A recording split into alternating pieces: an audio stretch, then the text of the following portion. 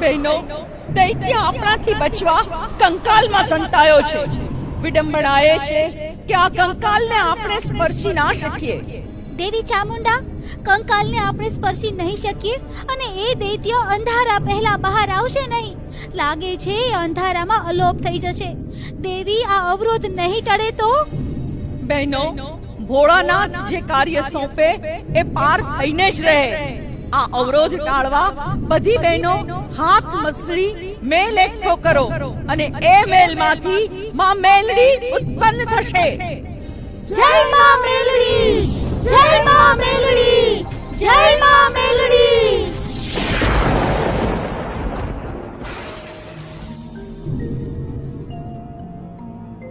જય હો, બધી જોગમાયાઓનો જય હો.